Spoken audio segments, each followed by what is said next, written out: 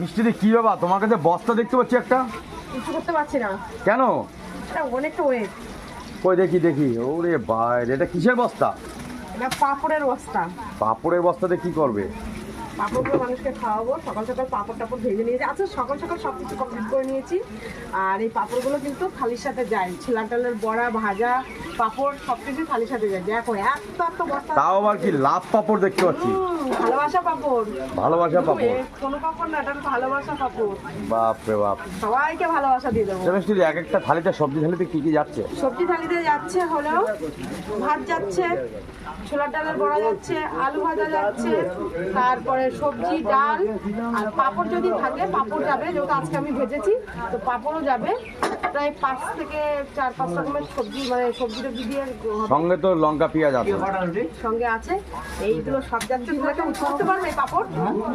চলো টাকা দিয়ে দাও।